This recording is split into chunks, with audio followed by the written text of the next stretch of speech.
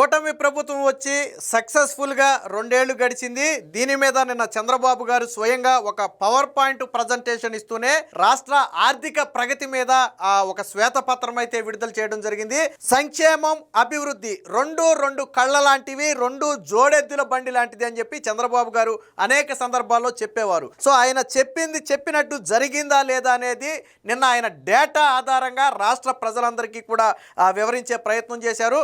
గత 5 ఏళ్లలో జరిగినటువంటి నష్టం ఏంటి, అప్పుడు జరిగిన నష్టాన్ని ఏ విధంగా పూడ్చారు, ప్రస్తుతం సంక్షేమానికి ఎంత ఖర్చు పెట్టారు, అభివృద్ధికి ఎంత ఖర్చు పెట్టారు అనేది అన్ని లెక్కలతో సహా వివరించడం జరిగింది. మొత్తంగా సంక్షేమానికి దేశంలోనే అత్యధికంగా సంక్షేమానికి ఖర్చు చేస్తున్న రాష్ట్రంగా ఈరోజు ఆంధ్రప్రదేశ్ నిలబడింది. దానికి చంద్రబాబు గారు కీలక పాత్ర వహించారు. ఈరోజు 1,49,000 కోట్లు అంటే దాదాపుగా 1,50,000 కోట్ల రూపాయలు ఒక్క సంక్షేమం కోసమే ఖర్చు చేశారు. ఇందులో ఎన్టీఆర్ భరోసా పెన్షన్ల కోసమే అత్యధికంగా 68,000 కోట్ల రూపాయలను ఈ 2 ఏళ్లలో ఖర్చు చేసినట్టుగా చంద్రబాబు గారు ప్రకటించారు. మరి ఓకే, సంక్షేమానికి 1,50,000 కోట్లు ఖర్చు చేశారు, మరి అభివృద్ధికి ఎంత ఖర్చు చేశారు అంటే కేంద్ర ప్రాజెక్టులతో కలిపి అభివృద్ధికి ఇప్పటి వరకు 1,33,000 కోట్ల రూపాయలు ఖర్చు చేశారు. అంటే సంక్షేమం, అభివృద్ధి రెండు కళ్ళలాగా చూస్తున్నారు అనడానికి ఇదే ఒక నిదర్శనం. అంటే సంక్షేమానికి ఒక రవ్వ ఎక్కువ ఉన్నప్పటికీ కూడా సంక్షేమాన్ని, అభివృద్ధిని రెండింటిని బ్యాలెన్స్ చేస్తూ రాష్ట్రంలో పాలన సాగుతుంది అనడానికి ఈ పెట్టిన ఖర్చే ఒక ఉదాహరణ. అంతేకాదు ఆయన ఇంకో మాట చాలా క్లియర్గా చెప్పారు. 2026లో భోగాపురం పూర్తి చేశాం, 2027లో పోలవరం పూర్తి చేస్తున్నాం, 2028లో అమరావతి పూర్తి చేస్తున్నామని చెప్పారు. ఆ తర్వాత 2029లో ఎన్నికలకు వెళ్ళటం, అంటే చెప్పిన ప్రతి కార్యక్రమాన్ని పూర్తి చేసిన తరువాతే రాబోయే ఎన్నికల్లో మేము వెళుతున్నామని చెప్పి చంద్రబాబు గారు నిన్న పవర్ పాయింట్ ప్రజెంటేషన్ ద్వారా చెప్పడంతో పాటు చెప్పిన ప్రతి పనిని 1-2 పథకాలు మినహాయించి దాదాపుగా ఇచ్చిన హామీలన్నిటినీ కూడా అమలు చేసే ప్రయత్నం చేస్తున్నామని చెప్పారు. ఇక ఇందులో ఇంకొక కోణం ఏంటంటే గత ప్రభుత్వంలో జరిగినటువంటి నష్టాన్ని ఏ విధంగా భర్తీ చేస్తున్నారు. గత ప్రభుత్వంలో చేసినటువంటి అప్పుల వడ్డీ అనేది 13% పైగా ఉండేది, అంటే 13% వడ్డీకి తీసుకొచ్చేవాళ్ళు. కానీ కూటమి ప్రభుత్వం వచ్చిన తర్వాత కేంద్ర ఆర్థిక మంత్రి నిర్మలా సీతారామన్ గారి సహకారంతో దాన్ని 8-9% తగ్గించడం ద్వారా దాదాపుగా 6,800 కోట్ల రూపాయల వడ్డీని రాష్ట్ర ప్రభుత్వం ఆదా చేయగలిగింది. అంటే జగన్ తెచ్చిన అధిక వడ్డీని రాష్ట్ర ప్రభుత్వం వడ్డీని తగ్గించి బ్యాంకులతో మాట్లాడి ఆ వడ్డీ రేటును తగ్గింపజేసుకుని ఈరోజు 6,000 కోట్లకు పైగా సేవ్ చేసింది. ఇక జగన్మోహన్ రెడ్డి ఉద్యోగులకు పెండింగ్ పెట్టిన బకాయిలలో 30,000 కోట్లకు పైగా బకాయిలను రాష్ట్ర ప్రభుత్వం తీర్చింది, ఉద్యోగుల ఖాతాల్లో జమ చేసింది. ఈ విషయాన్ని కూడా స్వయంగా చంద్రబాబు గారే చెప్పారు. మొండు బకాయిలు, ఎప్పటి నుంచో రాని బకాయిలను, 5 ఏళ్లు పెండింగ్ పెట్టిన బకాయిలను చంద్రబాబు గారు 30,000 కోట్ల రూపాయలు తీర్చారు. దీనితో పాటు జగన్మోహన్ రెడ్డి బకాయి పెట్టినటువంటి ఫీజు రియంబర్స్మెంట్లు, జగన్మోహన్ రెడ్డి నాడు ఆరోగ్యశ్రీకి పెట్టినటువంటి బకాయిలతో పాటు నాడు నేడు పనులకు కూడా బిల్లులు చెల్లించకుండా వదిలేస్తే వాటికి కూడా ఇప్పుడు బిల్లులు చెల్లిస్తున్నారు. అలాగే ఏదైతే జగనన్న కాలనీల పేరుతో మొదలు పెట్టారో దానికి పెండింగ్ బిల్లులు పెడితే మేము చెల్లిస్తున్నామని చెప్పి మొన్న పార్థసారథి కూడా చెప్పడం జరిగింది. పాత బకాయిలను ఇప్పుడు చెల్లిస్తున్నారు వాళ్ళు. సో ఇలా అన్ని రంగాలలోనూ బకాయిలు పెట్టి జగన్మోహన్ రెడ్డి దిగిపోతే వాటన్నిటినీ కూడా ఒక్కొక్కటి పూడ్చుకుంటూ విద్యార్థులకు ఇప్పటికే 1,500 కోట్ల రూపాయలకు పైగా ఫీజు రియంబర్స్మెంట్ కోసం ఖర్చు పెట్టారు. సో ఏ రంగానికి ఎంత పెట్టారు అనేది ఫిగర్స్తో సహా నిన్న చంద్రబాబు గారు ఎక్స్ప్లెయిన్ చేశారు. నేను మన దగ్గర ఉంది చూపిస్తాను. సో అంటే మొత్తంగా సంక్షేమం, అభివృద్ధి రెండు కళ్ళలాగా సాగుతుంది అని చెప్పడానికి ఈ ఫిగర్స్ అనేవి ఒక ఉదాహరణ. 1,50,000 కోట్లు సంక్షేమానికి ఖర్చు పెడితే 1,34,000 కోట్లు సుమారు అభివృద్ధికి ఖర్చు పెట్టారు. అంటే రెండింటిని సమపాళలో ముందుకు తీసుకువెళుతున్నారు అనడానికి ఇదే నిదర్శనం. ఇంకోటి ఏంటంటే జగన్మోహన్ రెడ్డి సిద్ధం సభల సందర్భంగా ఒక మాట చెప్పాడు. ఏమని? 2 లక్షల కోట్ల రూపాయలు డీబీటీ ద్వారా, డైరెక్ట్ బెనిఫిట్ ట్రాన్స్ఫర్ ద్వారా నేను ప్రజల ఖాతాల్లోకి వేశాను అని చెప్పి గతంలో జగన్మోహన్ రెడ్డి చెప్పుకున్నాడు సిద్ధం సభలప్పుడు. అంటే ఎలక్షన్ అప్పుడు 5 ఏళ్ల తర్వాత జగన్మోహన్ రెడ్డి ఎంత ఖర్చు పెట్టారని చెప్పాడు? సంక్షేమానికి 2 లక్షల కోట్లు ఖర్చు పెట్టానని చెప్పాడు. కానీ కూటమి ప్రభుత్వం 2 ఏళ్లలోనే 1,50,000 కోట్లు ఖర్చు పెట్టింది.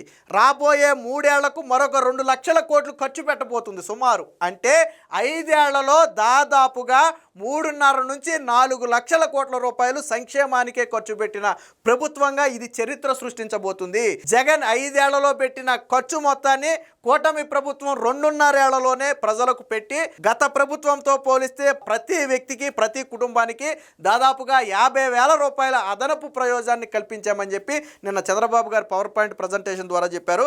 సో దీనికి సంబంధించినటువంటి వార్త కూడా వచ్చింది, ఒకసారి చూద్దాం. 2 ఏళ్లలో పేదలకు 1,50,000 కోట్లు ఇచ్చాం. నా జీవితంలో ఎప్పుడూ లేనంతగా ఈ 2 ఏళ్లలో కష్టపడ్డాను. ఏపీ బ్రాండ్ ఇమేజ్ పెంచాం. అమరావతి నిర్మాణాన్ని వేగంగా పూర్తి చేసి 2028లో ప్రధాని చేతుల మీదుగా ప్రారంభిస్తామని చెప్పి చంద్రబాబు గారు చెప్పారు. సో ఇక్కడ జిఎస్డిపిలో అప్పుల వాటాను కూడా తగ్గిస్తామని చెప్పారు.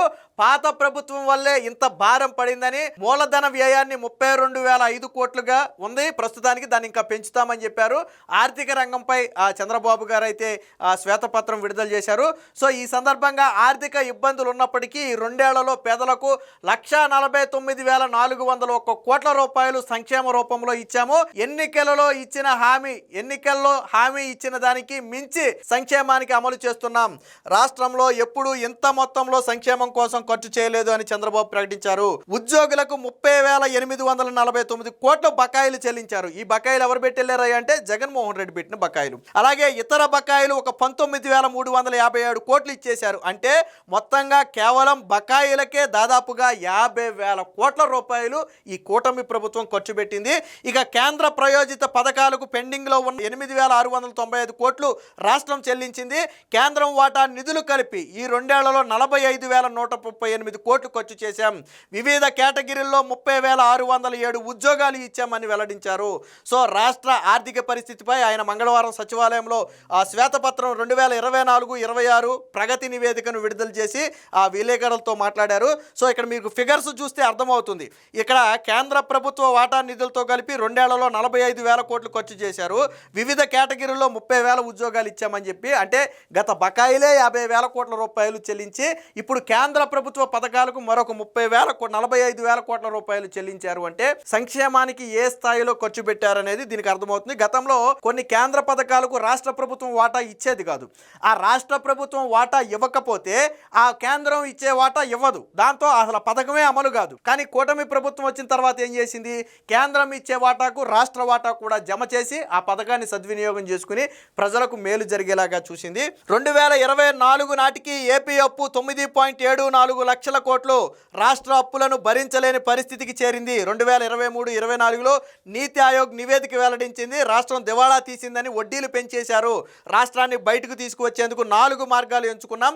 పెండింగ్లో ఉన్న బిల్లుల చెల్లింపు, అలాగే ప్రజలకు ఇచ్చిన హామీలు నెరవేర్చడం కోసం ఒక సిస్టమేటిక్గా కూటమి ప్రభుత్వాన్ని నడుపుతున్నామని చెప్పారు. అలాగే దేనికి ఎంత ఖర్చు చేశారనేది కూడా ఇందులో ఉంది, ఒకసారి చూద్దాం. రాష్ట్రంలో 370 రుణాలు 1,50,000 కోట్ల మేర ఉండగా వాటిపై వడ్డీ తగ్గించేలా చూసి ఏడాదికి 1,100 కోట్ల రూపాయలు ఆదా చేశాం. ఈ అప్పు తీరే నాటికి 8,269 కోట్ల రూపాయలు మొత్తంగా ఆదా అవుతుంది.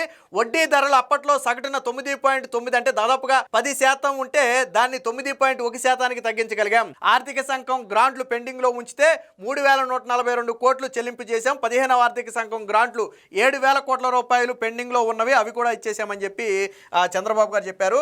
ఇక సంక్షేమానికి అభివృద్ధికి ఎంతెంత ఖర్చు పెట్టారనేది ఇక్కడ క్లియర్గా ఇచ్చారు. ఒకసారి చూద్దాం ఏ రంగానికి ఎంత ఖర్చు పెట్టారో. సో 2024 జూన్ నుంచి, అంటే చంద్రబాబు గారు ప్రమాణ స్వీకారం చేసిన రోజు నుంచి ఈ రోజు వరకు పెట్టినటువంటి ఖర్చు చూస్తే మొత్తం సంక్షేమంలో అత్యధిక భాగం ఎన్టీఆర్ భరోసా పెన్షన్లకు చెల్లిస్తున్నారు. దేశంలోనే ఎన్టీఆర్ భరోసా అంటే ఇలా పెన్షన్లకు ఇంత మొత్తంలో చెల్లిస్తున్న ఏకైక రాష్ట్రం ఒక ఆంధ్రప్రదేశ్ మాత్రమే. దేశంలో మరే రాష్ట్రం కూడా ఇంత పెద్ద మొత్తంలో చెల్లించట్ల. సంక్షేమానికే దాదాపుగా, అంటే ఈ ఎన్టీఆర్ భరోసా పెన్షన్లకే 68,296 కోట్లు ఖర్చు చేశారు. ఇక విద్యుత్ సబ్సిడీ 32,800 కోట్లు. వాస్తవానికి ఇది ప్రజల నెత్తి మీద పడాల్సినటువంటి భారం. కానీ ప్రజల నెత్తి మీద పడకుండా, ఒక్క పైసా భారం యూనిట్ ఛార్జీ పెంచకుండా ఈ 2.5 ఏళ్లలో ఆ భారాన్ని రాష్ట్ర ప్రభుత్వమే భరించింది. ఇది కూడా 32,800 కోట్లు. అలాగే ఇందులో విద్యుత్ సబ్సిడీ, అంటే ప్రజలకు ఇచ్చే ప్రభుత్వం నుంచి వచ్చే సబ్సిడీ కూడా ఇందులోనే కలిసి ఉంటుంది. ఇక తల్లికి వందనానికి 20,210 కోట్లు, అన్నదాత సుఖీభవకు 8,724 కోట్లు, ఎన్టీఆర్ వైద్య సేవకు 5,921 కోట్లు, బియ్యంపై సబ్సిడీకి 4,322 కోట్లు, దీపం 2.0 పథకానికి 3,724 కోట్లు, ఫీజు రియంబర్స్మెంట్కి 1,529 కోట్లు, స్త్రీ శక్తికి 1,520 కోట్లు, ధరల స్థిరీకరణ నిధికి 1,200 కోట్లు, మత్స్యకార సేవలో కార్యక్రమానికి 505 కోట్లు, ఆటో డ్రైవర్ సేవలో కార్యక్రమానికి 436 కోట్లతో పాటు ఇమాం మౌజూంలకు గౌరవ వేతనంగా ఒక 134 కోట్లు, పాస్టర్లకు గౌరవ వేతనంగా ఒక 80 కోట్లు వెరసి 1,49,401 కోట్ల రూపాయలను సంక్షేమానికి ఖర్చు పెట్టారు.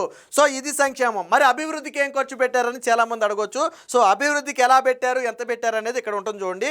అమరావతి రాజధానికి 10,057 కోట్లు ఖర్చు పెట్టారు, పోలవరానికి 8,323 కోట్లు ఖర్చు పెట్టారు, పోర్టులకు 5,437 కోట్లు, జలజీవన్ మిషన్కి 1,142 కోట్లు, విమానాశ్రయాల కోసం 2,302 కోట్లు, రాష్ట్ర రహదారుల కోసం 3,439 కోట్లు. గతంలో రహదారులు ఎలా ఉన్నాయో ఇప్పుడు ఎలా ఉన్నాయో ఒకసారి చూడండి. అలాగే కేంద్రం పెట్టుబడులు, నిర్మాణంలో ఉన్న పనుల విలువ ఇందులో కొంత ఖర్చు చేశారు, ఇంకా కొంత చేయాల్సి ఉన్నప్పటికీ కూడా మొత్తంగా కేంద్ర పెట్టుబడులు రైల్వే కోసం 64,417 కోట్లు ఖర్చు పెడితే జాతీయ రహదారుల కోసం 38,800 కోట్లు. అంటే మొత్తంగా కేంద్ర రాష్ట్ర ప్రభుత్వాలు వెరసి పెట్టిన అభివృద్ధికి పెట్టినటువంటి ఖర్చు 1,33,917 కోట్లు. అంటే రమారమీన 1,34,000 కోట్ల రూపాయలు ఖర్చు పెట్టారు.